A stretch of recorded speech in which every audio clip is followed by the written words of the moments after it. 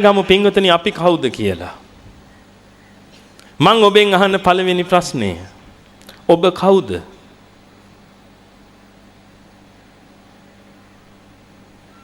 ඔබ කවුද? පටන් ගන්න කලින් තවත් එකක් මං කියනවා පින්වතුනි මම මේ කියන එකකටවත් ඔබ හිත රිද්ද ගන්න එපා. ඔබ කෙරෙහි හෘදයාංගමයි මම මෙතනට වැඩියේ.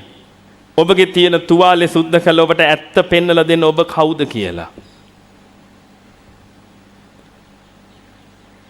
ඇත්ත දැනගෙන මේ ගමනේ යම් පින්වතුනි නැත්තම් මහා අපරාධයක් ඔබ කරගන්නේ. මම ඔබට ඒ වෙන අපරාධෙ පෙන්වන්නම්. ඔබ කවුද?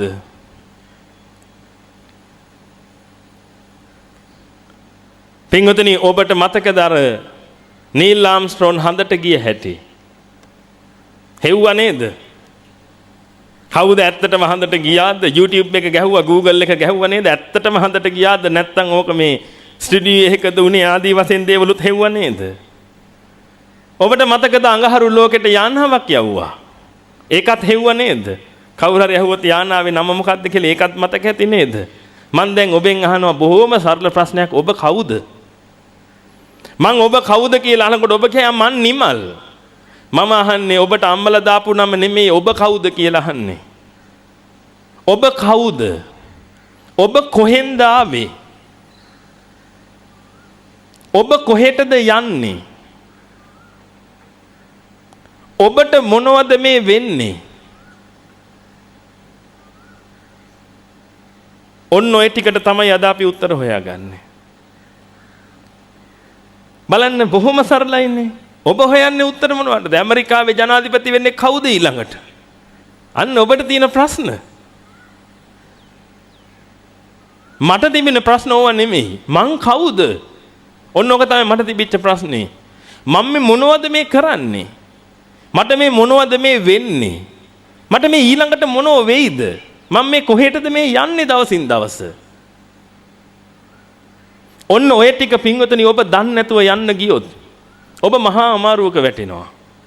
ලෝක සත්වයා ඔය ටික දන්නේ නැතුව තමයි පින්වතුනි මේ මුළු ලෝකෙම ගැන හොයන්නේ. ඔය බින්දු මාත්‍රේ දැනගන්න නැතුව මුළු ලෝකෙම ගැන හොයන කාල පින්වතුනි අන්තිමට මැරිලා කුණු පෙරේතය වෙලා උපදිනවා මහා අපරාධයක්. මැරිලා තිරිසන් වෙලා උපදිනවා පින්වතුනි කුණු හැලිච්ච බල්ලෝ වෙලා ඉපදිලා පාරක් ගානේ වාහන වලට අඩ තියෙනවා. නමුත් හිතාගෙන නම් ඉන්නේ පින්වතුනි මහා මුදුනට මහා ලොකුවට.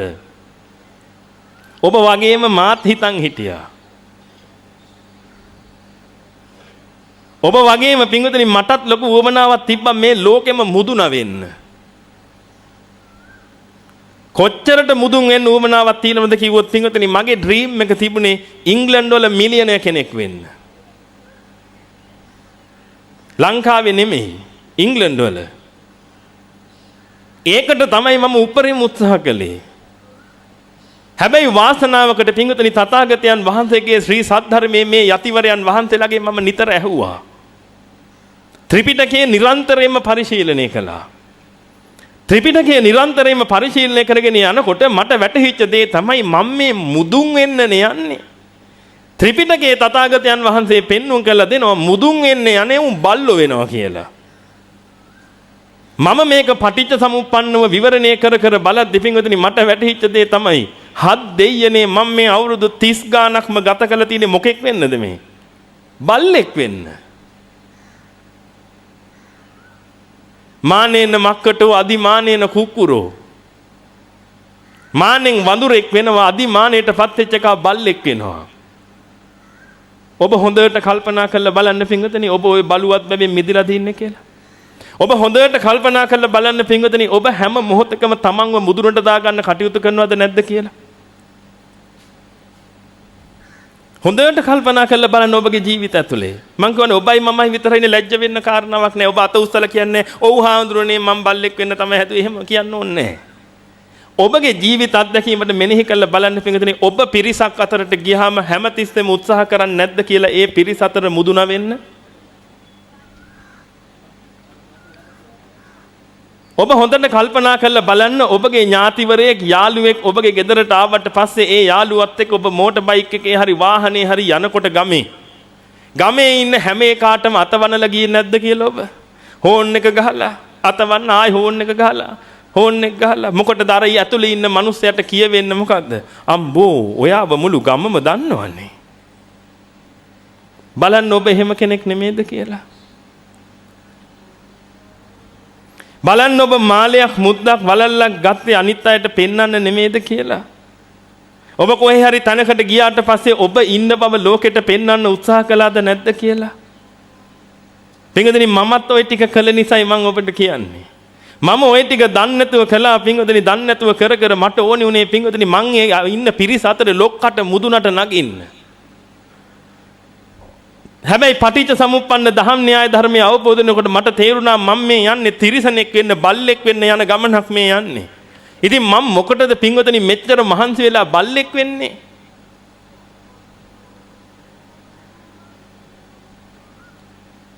මට තේරුණා මේ වැඩ වරදින්නයි යන්නේ. මට වැටහෙන්න පටන් ගත්තා පින්වතුනි මං ආවේ කොහෙන්ද කියලා මේ ධහම තුල. මට වැටහෙන්න පටන් ගත්තා යන්න තියෙන්නේ කොහෙටද කියලා මේ ධහම තුල. මට වැටහෙන්න පටන් ගත්තා ඇයි මට මේ මනුෂ්‍ය ජීවිතයක් ලැබුණේ? කොහොමද මේ මනුෂ්‍ය ජීවිතේ මම ලබා ගත්තේ? එහෙනම් මං ඒකෙන් මොකද්ද කරන්න ඕනේ කියලා වැටහෙනකොට පින්වතුනි මම තීරණයට ආවා. ඒ වෙනකොට මොනතරම් සල්ලි තිබුණත් මොනතරම් යාන වාහන මොන දේවල් තිබුණත් පින්වතුනි තීරණයට ආවා. ඒ තමයි මම ලැබපු මනුෂ්‍ය ජීවිතේ මම ප්‍රයෝජනෙ ගන්නවා. ආන් ඒක නිසා තමයි පින්වතුනි මේ උත්තරීතර ප්‍රවෘජාවටපත් උනේ. මම ලැබපු මනුෂ්‍ය ජීවිතෙන් ප්‍රයෝජනයක් ගන්න. මම ඔබට අන්නේ කතාව තමයි මේ පෙන්눔 කරලා දෙන්න හදන්නේ. මම මේ කියන හැම දෙයක්ම ත්‍රිපිටකයේ සාක්ෂිත කරලායි මම දේශනා කරන්නේ. ත්‍රිපිටකයෙන් පරිබාහිරව කිසි දෙයක් මම කතා කරන්නේ නැහැ මෙතන. ඔබ මොකක් හරි කිව්වොත් මට ත්‍රිපිටකයේ තියෙන තැන පෙන්වන්න පුළුවන්. අටුවාව පෙන්වන්න පුළුවන්, ටීකාව ටිප්පණිය පෙන්වන්න පුළුවන්. හොඳට පරිශීලනය කළා තමයි මම ඔබට මේ දේවල් බොහෝම අධ්‍යයනය කළා. පටිච්ච සමුප්පන්න දහම් න්‍යාය ධර්මයේ මනාකොට දැනගෙන තමයි මම ඔබට මේ පෙන්눔 කරලා දෙන්නේ. ඔබගේ ජීවිත අත්දැකීම් තුලින් වෙන කිසි දෙයක් නැහැ. එහෙනම් පින්වදනි පොඩ්ඩක් හොයලා බලමු ඔබ මේ ලෝකෙට ආවේ ඇයි? මොකටද ඔබ ඉපදිලා ඉන්නේ? මෙච්චර කල් ඔබ කරපු ටික ඔක්කොම ඇදලා අරගෙන බලන්න පින්වදනි ඔබ මොකටද ඉපදිලා ඉන්නේ කියලා මේ? ඔබ ඉපදිලා මෙච්චර කල් කරපු ටික හොයලා බලන්න.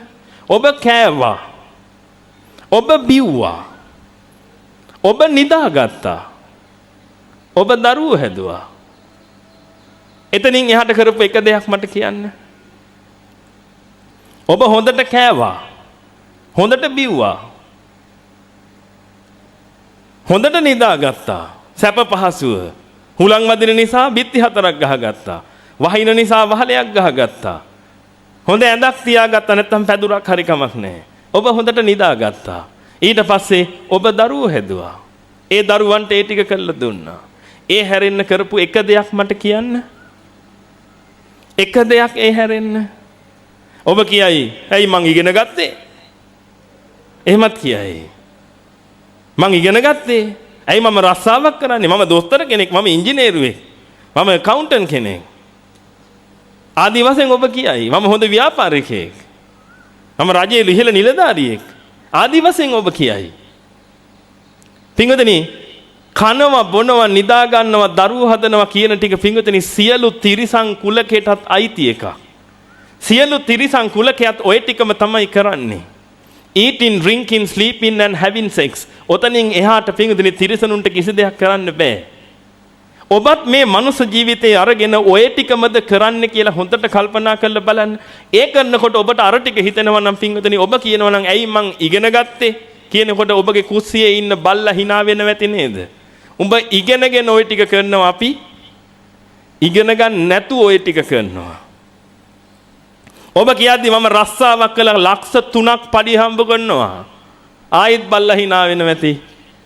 අනේ ගොනෝ, උඹ උදේ ඉඳලා රෑ වෙනකම් මහන්සිලා හම්බ කළා ඔය ටික කරන්නේ, අපි නිකම්ම ඔය ටික කරගන්නවා.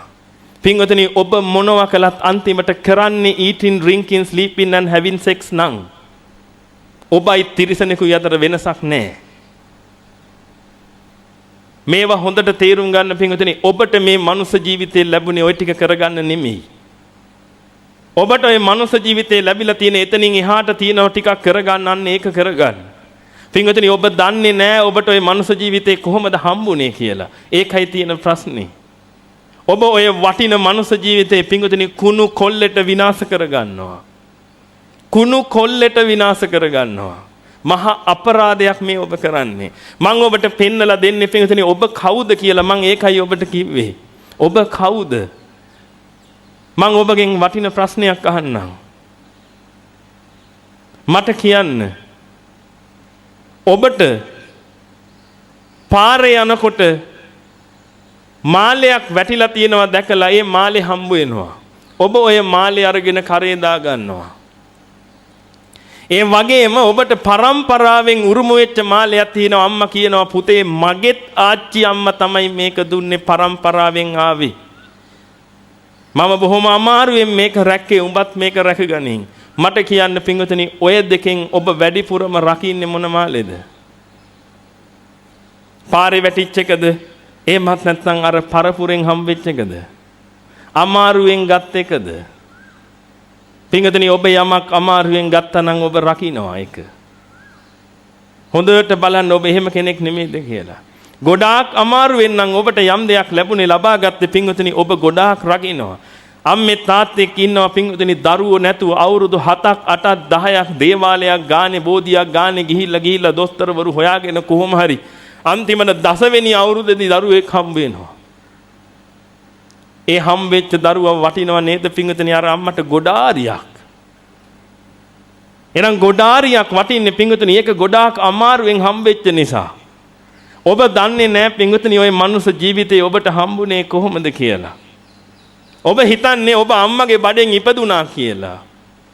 හරි ලේසියෙන් පහසුවෙන් අම්මගේ බඩට ආවා ඒකෙන් ඉපදුනා කාලා බීලා හැදුනා කියලා පින්වතුනි ඔබ ඔය ලැබිච්ච මනුස්ස ජීවිතේ කුණු කොල්ලෙට ඔය විනාශ කරගන්නේ. මම නැවතත් ඔබට කියන ඔබට හිතෙන්න පුළුවන් ඇයි අපිට සල්ලි තියෙන්නේ? මම කොච්චර සල්ලි හම්බ කරලා තියෙනවද මේ ගාල්ලෙන් භාගයක්ම මගේනේ කියලාත් හිතෙන්න පුළුවන් මෙතන ඉන්න කෙනෙකුට. ගාල්ලෙන් භාගයක් තියන් හිටියත් වැඩක් තියනවද පින්වතුනි මැරිච්ච ගමන් කුණු හැලිච්ච බල්ලෙක් වෙනවනම් මොකද්ද ජීවිතේ තේරුම? කෝ ඔබට ඇෂුරන්ස් එකක්. ඔබ ඉන්ෂුරන්ස් එක දාගත්තේ කොච්චර කාලයකට විතරද? ඔබට බය හිතෙන්නේ නැද්ද පින්වතුනි? ඔබට බල්ලෙක් දැක්කහම බය හිතෙන්නේ නැද්ද?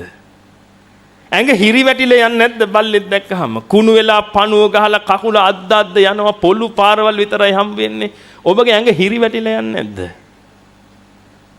පින්වතුනි ඔය මිනිස්සෙක්නේ බලන්නකෝ ඒක කරගත්තේ අපරාධේ. ඔය මිනිස්සෙක්නේ ඔය බල්ල වෙලා අද පණුව ගගහ යන්නේ.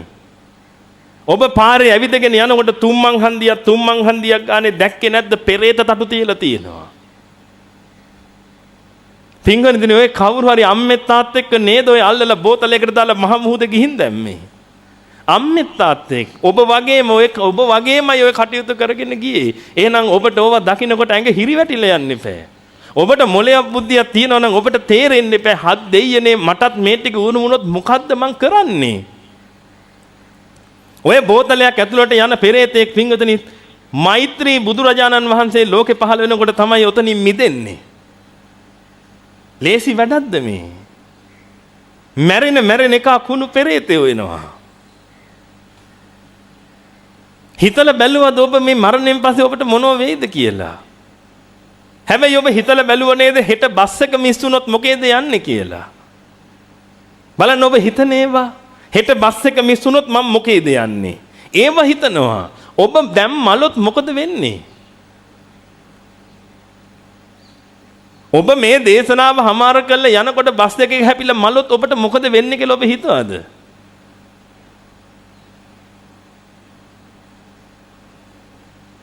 ගාල්ලෙන් භාගයක්ම මගෙන ඒකින්ද මට ප්‍රශ්නයක් නැහැ කියලා හිතුණද?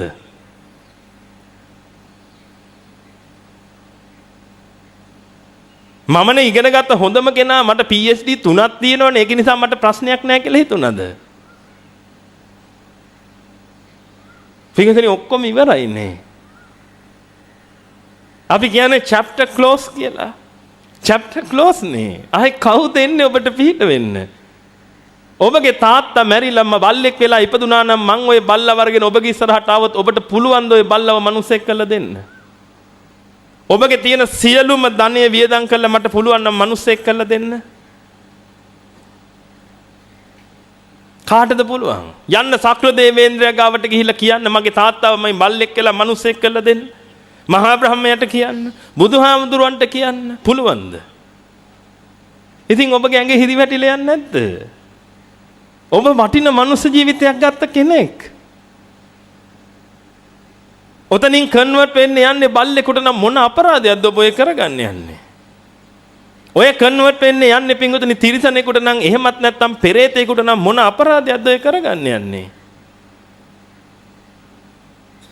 මම ඔබට පෙන්වන්නම් පින්වතුනි ඔබට ඔය අත්බැවේ ලැබුණේ කොහොමද කියලා. ඔබ මේ අත්බැවේ ලැබුණේ කොහොමද කියලා හරියාකාරව දන්නවනම් පින්වතුනි ඔය විදියට ඔය ජීවිතේ ගත කරන්නේ නැහැ. ඔබ දන්නේ නැහැ ඔය අත්බැවේ ඔබට කොහොමද හම්බුනේ කියලා. පින්වතුනි මිනිස්සෙක් උපදින්නේ අම්මගේ බඩින් නෙමෙයි. ගොඩාක් මිනිස්සු හිතාගෙන ඉන්නේ මිනිස්සයා උපදින්නේ අම්මගේ බඩින් කියලා. අම්මටයි තාත්තටයි මිනිස්සෙක් උප්පද්දන්න බෑ. අම්මටයි තාත්තටයි පුළුවන් මිනිස්සෙකුට මස්ලේ කයක් අරන් දෙන්න විතරයි. ඉපදීම කියන එක පින්වතුනි තනි කරම පූර්ණ කර්මජයි. කර්ම ශක්තියට අනුව තමයි ඉපදීම කියන එක සිද්ධ වෙන්නේ. සාරිපුත්‍රයන් වහන්සේ සත්‍ය විභංග සූත්‍රයේ පෙන්눔 කළ දෙනවා පින්වතුනි මිනිස්සෙක්ගේ උපත සිද්ධ වෙන හැටි. සත්වයේගේ උපත සිද්ධ වෙන හැටි. කතමං චාඋසෝ ජාති යා තේසං සත්තානං තම්හි තම්මි සත්තනිකායේ ජාති සංජාති ඔක්칸ති අබිනිබ්බති කන්දානම් පාතුබාවු ආයතනානම් පටිලාභු අයං උච්චතාවුසෝ ජාති ජාති සංජාති ඔක්칸ති අබිනිබ්බති කන්දානම් පාතුබාවු ආයතනානම් පටිලාභු ඔන්න ඔය ටික උනාට පස්සේ තමයි පින්වතුනි ඔබ කියන්නේ ළමයා ඉපදුනා කියලා. ඔතන්ට කලින් ගොඩක් ඒවා වෙලා තියෙනවා. ජාතිය කියන එක ලබලා ඉවරයි එතකොට. ජාතිය කියන එක පින්වතුනි පූර්ණ වශයෙන්ම කර්මජව සිද්ධ වෙන්නේ. එහෙනම් කර්මජව ඔබ ඔය කය ලැබුවට පස්සේ ඔබට කයවල් තියෙනවා 4ක්. කයවල් 4ක් තියෙනවා. ඔබට පේන්නේ මොකක් විතරද? එකයි. ඔය මස්ලේ කය විතරයි ඔබට පේන්නේ. කර්මජ, චිත්තජ, ඍතුජ, ආහාරජ කියලා කයවල් 4ක් ඔබට තියෙනවා. ඒකෙන් කෑම දාන්න වැවෙන කය තමයි ඔය තියෙන්නේ. ඇති පදන් ගහකට පෝර දානවා වගේ තමයි දාන්න වැවෙනවා. ඔය ආහාරජ කය.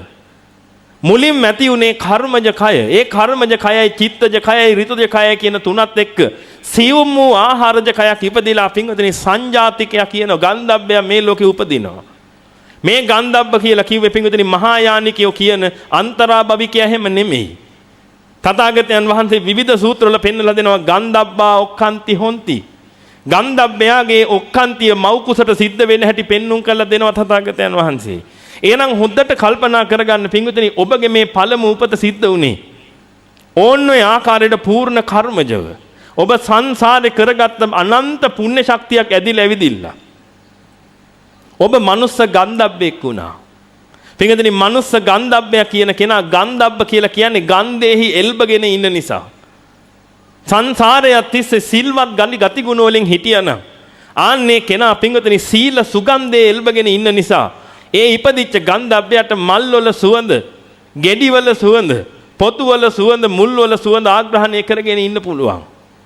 දුස්සීල දුර්ගන්ධේ නම් පැතිරෙන්නේ පින්වතුනි සංසාරයක් තිස්සේ. මේ ඉපදෙන ගන්ධබ්බය දුස්සීල දුර්ගන්ධය නිසා ඒකට කෙල සොටු සෙම සරව මුත්‍ර මල ආදී වශයෙන් දේවල් වලින් පිට වෙන ගන්ධය විතරයි ආග්‍රහණයට එන්නේ.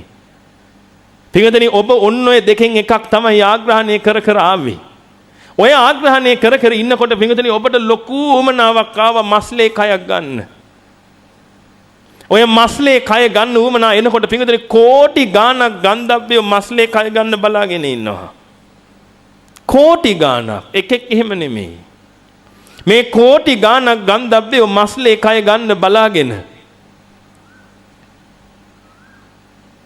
කාන්තාවක් පුරුෂෙක් එක්ක එකතු වෙන වෙලාවේ පින්වතුනි ගන්ධබ්බය ලක්ෂ ගාණක් මහා බලාපොරොත්තුවක් තියාගෙන එතනට එනවා.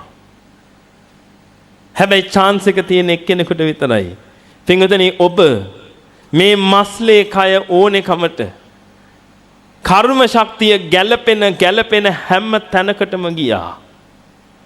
ඒ හැම තැනකටම ගිහිල්ලා පින්වතුනි ඔබ මස්ලේ කයක බලාපොරොත්තුෙන් හිටියා.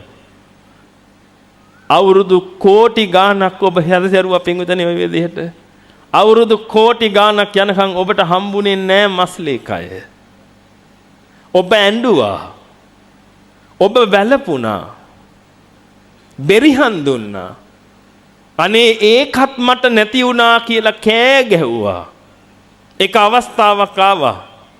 කර්ම ශක්තිය ගැළපිලා ඔබට යම් යුක්තානුවකට බැහැ ගන්න. ඒ බැහැගත් මොහොතේම පින්වතුනි ඒ කර්ම ශක්තියේ විපරීතකම නිසා ඔබට ආයෙ එළියට යන්න වුණා. නිගමන ඊතර බලන්න සමස්ත ලංකා තරඟයක් තිබිලා. ඒ තරඟෙට ඔබ මහා අමාරුවෙන් පුහුණු වෙලා ඔක්කොම කළා තරඟ කළා.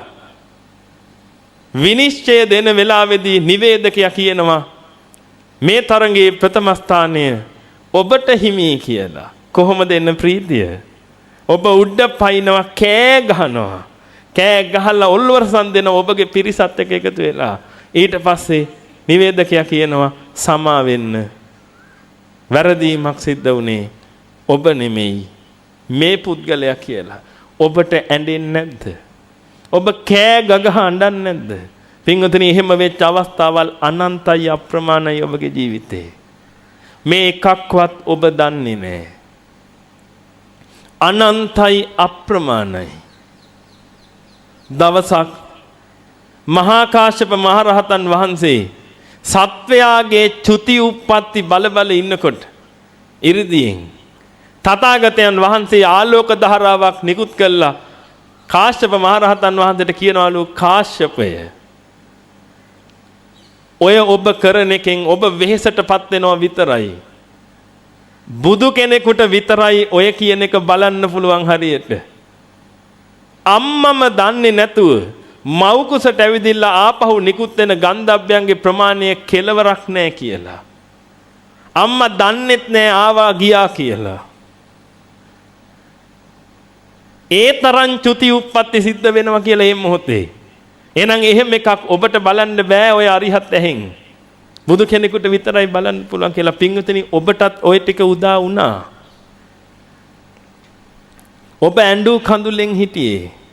ගෙදර මිනිස්සු පින්වතුනි ඔබට සම්බන්ධ වෙච්ච මොකක් හරි ගෙදරක හිටපු මිනිස්සු බත් උයාගෙන කද්දි ඔබ කෙල හැලුවා. ඇයි ඔබට උරුම නෑ මේ බත් කන්න? ඔබ කෙලහලහල බලන් හිටියා. පොඩි දරුවෙක් දැක්කනම් ඔබ අත ගෑව අහුවෙන්නේ නැහැ. කාමයක් ජනිත වෙච්ච වෙලාවේදී ස්ත්‍රියාවක් හෝ පුරුෂයෙක්ව අත ගෑව ගිහිල්ලා අහුවෙන්නේ නැහැ. මහා පීඩාවක ඔබ ජීවත් වුණේ. එකම බලාපොරොත්තු වුණේ පින්වතුනි මස්ලේ කයක් ගන්න. අවුරුදු 10 ගාණක් ලක්ෂ ගාණක් ওই විදිහට දුක් විඳපු ඔබට ඔබගේ අම්මා තාත්තා නිසා ඒ කර්ම ශක්තිය ගැළපිලා ඔබට අවස්ථාවක් ආවා ඒ යුක්තානුවට බැහැ ගන්න. අන්න පින්වතුනි ගන්ධබ්බයාගේ ඔක්කාන්තිය සිද්ධ වුණා මව් කුසට. මව් කුස ඇතුලේ වර්ධනය වෙලා එතනින් එහාට ටික ඔබ දන්නවා. විද්‍යාවට ඉගෙනගෙන තියෙනවා. ඔතනින් එහා ටික විද්‍යාවට ඉගෙන ගන්න බෑ පින්වතුනි මොකද විද්‍යාඥයන්ට ඒව හොයන්න පුළුවන් ඒවා නෙමෙයි. එතනින් මෙහා ටික ඔන්න ඔබ ඉගෙනගෙන පින්වතුනි දැන් ඔන්න ඔබ දැන් දන්නවා ඔබ මේ ලෝකෙට ආවා. ඒ ලෝකෙට ඇවිදින්න පින්වතුනි ඔබ පුංචි කාලේ ඉඳලා අනන්ත අප්‍රමාණ දුක් විඳලා ඔබ වැඩි වියටපත් වුණා. ඔබ දැන් ඔය ඔක්කොම කරගත්තේ ඔය කරන ටික කර ඉන්නද? ඔච්චර අමාරුවෙන් ඔය මස්ලේ කහට රිංගගෙන පින්වතුනි මේ මනුස්ස ලෝකෙට ආවේ ඔය ටික කරන්නද? හොඳට කන්නද? පොඩ්ඩක් හිතන්න. හොඳට කනවා කියන්නේ එහා ගෙදර එකාට වඩා හොඳට කන්න එපා. පරිප්පුයි බතුයි කාලා හරියන්නේ නැහැ. ඇයි? එහා ගෙදර එකා පරිප්පුයි වැටකොළුයි බතුයි කන්නේ. ඒක නිසා අපි ඊට වඩා එකක් කන්න ඕනේ. ඒකට නේද පින්වතුනි මේ සැරසෙන්නේ. ඔබට ඔය මනුස්ස කය ලැබුණේ ඔය ටික කරගන්නද? ඔබ දන්නවද පින්වතුනි මොනතරම් භයානක අඩියකද ඔබ ඉන්නේ කියලා? ඔබ කවුරු වුණත් පැවිදි අපිටත් එච්චර තමයි. අපි කවුරු වුණත් එච්චරයි. ස්වභාවය එකයි. අනිත් ඒවා ඔක්කොම සම්මුති නේද? දැන් මං මුලින්ම ඔබගෙන් ඇහුවේ පින්වතුනි ඔබ කවුද කියලා. එතකොට ඔබ එක්කෙනෙක් කියනවා මං නිමල්. තව එක්කෙනෙක් කියනවා මං දොස්තර මහත්තයා. තව එක්කෙනෙක් කියනවා මං සභාපතිතුමා. තව එක්කෙනෙක් කියනවා මං ජනාධිපතිතුමා.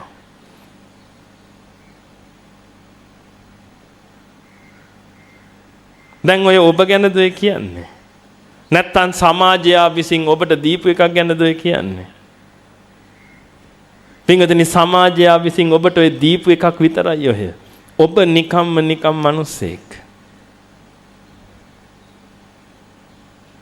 ඉතින් අපිත් ඔක්කොම සම්මත කරලා මෙතන දෙමුකෝ සභාපතිකමක් කාට හරි.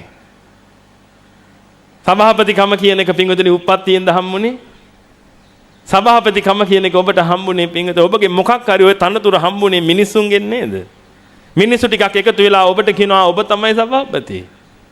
එහෙනම් ඔබට පින්වතුනි ඒක ලැබිච්ච එකක් මිසක් පින්වතුනි ඔබට උරුමෙට ආපු එකක් නෙමෙයි නේද? එහෙනම් හොඳට කල්පනා කරගෙන බලන්න පින්වතුනි ඔබ මොකක් වෙනුවෙන්ද ඔය ජීවිතේ ගත කරන්නේ? සභාපති වෙලා සභාපතිකම රැක ගැනීම උදෙසා ඔබ ජීවිතේ ගත කරනව නේද ඔය? ඉංජිනේරුවා වෙලා ඉංජිනේරුකම රැක ගැනීම උදෙසා ජීවිතේ ගත කරනව නේද ඔය? ගුරුවරයා වෙලා ගුරුවරකම රැකගෙන ඉන්න වැඩපිළිවෙල කරගෙන යනව නේද ඔය? ඉතින් ඔබට ඔබ නෙමෙයිනේ ඔය. ඔබට සමාජය දීපු එකක් නේ. ඔබ ඔය රකින්න උත්සාහ කරන්නේ ඔබව නෙමෙයිනේ පින්වතුනි. ඔබට සමාජය දීපු එකක් රකින්නනේ ඔය මුළු ජීවිතේම කැප කරලා තියෙන්නේ. දැන් ඔබ සමාජය දීපු එක රකින්නවා. දැන් ඔබව රකින්නේ කවුද?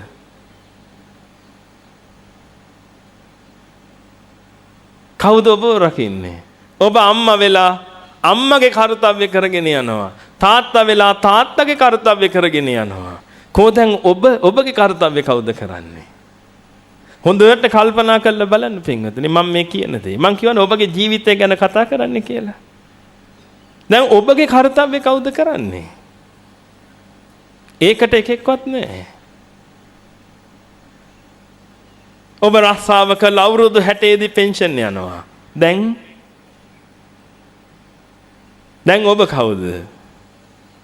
අන්න දැන් පන්සල මතක් වෙනවා. එයි දැන් යන්තම් පේනවා මොකද්ද? දැන් මට මොකද වෙන්නේ? මෙච්චර වෙලා රැක්කේ මොකද්ද? මෙච්චර කල් රැක්කේ අර දීපු එක. සමාජය විසින් දීපු එක. ඔන්න දැන් මතක් වෙලා තියෙනවා මං. සමහරුන්ට ඒත් නැහැ. ඊට පස්සේ මොකද කරන්නේ? අවුරුදු 60 විතර ගිහලා පෙන්ෂන් ගියාට පස්සේ ඔන්න දේශපාලන මහත්තයෙක් අල්ලගෙන ඉවරලා ගන්නවා සාම විනිසුරු මුළු දිවයිනටම. දැන් තව එකක් තියෙනවා රකින්න. මම මේ එහෙම අයිට දොස් කියන මෙහෙම බයිනෝ නෙමෙයි. මම මේ ඔබට පෙන්වන්නේ යථාර්ථය. එයාගේ බොහොම හොඳ පිරිස. ඉතින් එයාට දොස් කියනව එහෙම නෙමෙයි වැරදියට අල්ලන්න එපා මේ කියන එකක්වත්. ඔබගේ යහපතට මේක අල්ලගන්න මේකේ වැරදි අල්ලලා ඔබට යහපතක් වෙන්නේ නැහනේ. වැරදි අල්ලන්න නැතුව හොඳ ටික විතරක් අල්ලන්න. හොඳ පැත්ත අල්ලන්න. මේකේ වැරදි පැත්තක් මං කියන්නේ නැහැ. ඉතින් ඔබට වැරදි පැත්තක් තේරුනොත් මේක හින්සයි මම මෙහෙම කිව්වේ. එන අවුරුදු 60න් පස්සේ තව එකක් දාගෙන ඉවරලා ඒක රැකගෙන යනවා ඊට පස්සේ. ඊට පස්සේ පින්වතුනි මැරෙනවා මැරිලා කුණු පෙරේතය වෙනවා. දැන් කවුද ඔබව බලාගන්නේ? සිහි කරලා බලන්න පින්වතුනි ඔබගේ ආච්චි කෝ කියලා දැන්. මතක් කරලා බලන්න ඔබගේ අම්මා මලා නම් අම්මා කෝ කියලා තාත්තා මලා නම් තාත්තා කෝ කියලා මතක් කරලා බලන්න.